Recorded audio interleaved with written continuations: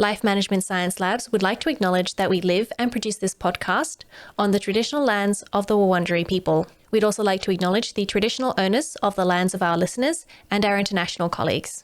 We'd like to thank and pay our respects to their elders, past, present, and emerging.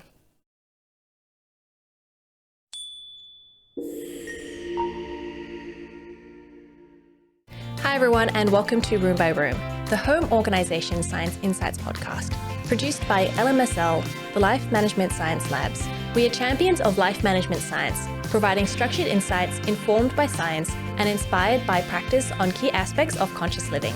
Each week we bring you scientific and practical insights on each element, with expert knowledge from professionals in the field. I'm your host, Gabriella Joustra, coming to you from Naarm, Melbourne, Australia. Let's get started. Hi, welcome back to another episode of Room by Room. So far on the show, I've talked to 8 different episodes about topics ranging from organising the bedroom to the psychology of clutter. So on the episodes, the experts have talked about their own practices, what they do in their own homes and what they do in their own lives. And they've given us lots of advice and habits and practices that we can implement into our own lives to try and make them better and to organise our homes better. In the first episode, I talked to professional home organizer Amy Kennedy about organizing the bedroom for an individual's unique needs. This is something that does come up often in the podcast, is that while there are certainly some specifications that everyone needs to follow, most people have their own unique needs and desires and requirements, and that most advice is suitable for some people, but isn't suitable for other people. And it's about learning and finding your own needs. But something she does recommend for people, for everyone, is to make the bed every morning because it makes the room feel more spacious. And she also says it makes you less likely to jump back into bed. She says that you don't need to do like crisp hospital corners. It's just enough to pull the sheets back into place so it looks nice and neat. In the second episode, I talked to kitchen and bathroom designer Teressa Kleem about bathroom design and organization. She says that when you enjoy your bathroom, you're more likely to keep it clean and organized. So that's why having a lovely designed bathroom is quite important. She also suggests squeegeeing your shower after each use, which will keep the moisture down in the bathroom and stop things from like grime and mold from growing, and it will reduce how often you need to clean it. She says she cleans her bathroom every few months. Isn't that lovely? I spoke to Angela Esnouf, a professional home organizer, for the third episode. We talked about where to start when decluttering. She had quite a few suggestions for how to make decluttering a habit. So number 1 is finding what's the next easiest thing to do, as we don't always have time to do everything. But if you do a little bit at a time, it means that, it'll be better when you finish than it was before. When tackling a room that you're dreading, Angela suggests setting a timer and tidying for until the timer goes off, and then rewarding yourself, for example, with a walk or a cup of tea. This way you don't feel trapped in the area or trapped doing the tidying and you don't put it off. She also suggests turning an unpleasant experience into something more fun. For example, taking a drawer and sitting in front of the TV to watch a show while you organize the drawer. That way it becomes something fun and something you enjoy. In episode 4, I talked to professional home organizer Carolyn Verhoef about disorganizing challenges for people with ADHD. So she suggests a technique called chunking, which is where you focus on one area for 10 minutes on a regular basis, rather than trying to do everything in one go. For example, spending 10 minutes organizing your cupboard, and the next day spending 10 minutes organizing your kitchen drawers. That way, things do get done, but you don't feel overwhelmed. You don't have to set aside a lot of time to do things. Everyone's got 10 minutes of time somewhere. She also suggests habit stacking, which is where you take a habit you already have and expand it to include another habit. So she suggests one of her clients makes a coffee every day. So she suggested to the client to unpack the dishwasher while she waits for the coffee to be made.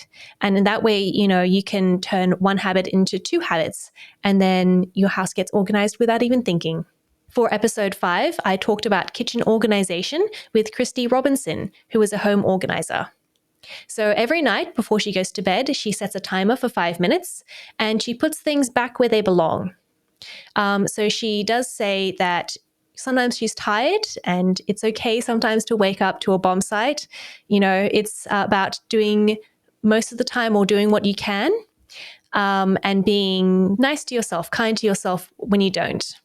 She also teaches her kids to tidy up after themselves before they go to bed, which is a really great habit, I think, to install in kids. So it's not so hard for them when they're older. And she says that this practice helps make her feel better and it makes the room feel better. And then you wake up to a fresh, clean, beautiful room in the morning. For the 6th episode, I talked to Deacon Joe Ferrari, Professor of Psychology and St. Vincent de Paul Distinguished Professor, about the psychology of clutter. So when it comes to decluttering, he suggests that starting small is better than nothing at all. He also suggests gifting items one at a time to friends and family when they come around, so you slowly declutter all of your things and also give them heirlooms to remember you by. In episode 7, I talked to professional home organizer Jane Cadwgan about storage spaces. Now, she says the most important aspect of storage is actually keeping the right things and decluttering things you don't need.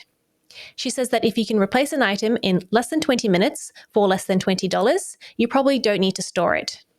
She also suggests seeing if you can find a sharing economy, for example, a tool library or even a book library. So in that way, you can use items that you need and then give them back when you don't need them anymore.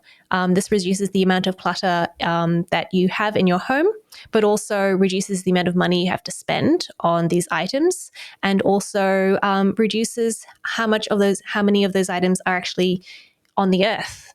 She also suggests rehoming things using marketplaces, online marketplaces, and also purchasing things if you need them secondhand as well. And for episode 8, I talked to Patricia, a kitchen and bathroom designer, about bathroom ergonomics.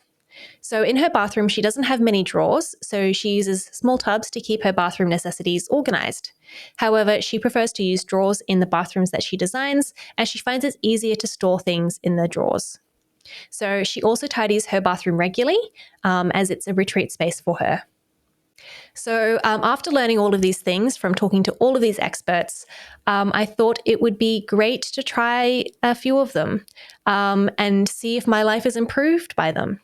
So I decided to make my own bed every day, which was suggested by Amy Kennedy. And I thought I would also try and tidy every night before bed, as suggested by Krystee Robinson. But I also added in Carolyn Verhoef's suggestion of focusing on one area.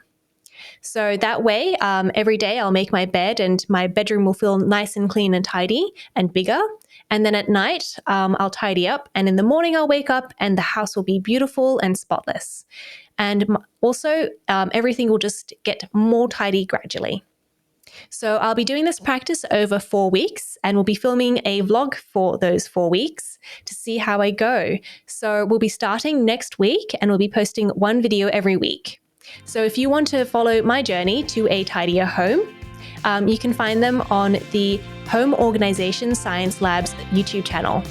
I'll see you there. You've been listening to Room by Room, produced by the Home Organization Science Labs, a division of LMSL, the Life Management Science Labs. More episodes like this from across 10 life management perspectives can be found by searching LMSL on Apple Podcasts, Google Podcasts, Spotify, and YouTube, and any other podcasting apps available on your smart devices. If you enjoyed this episode, please consider rating, sharing, and subscribing to our channel, as it helps other people to find it so we can grow and continue to bring you quality resources. More of our work can be found on our website, ho.lmsl.net,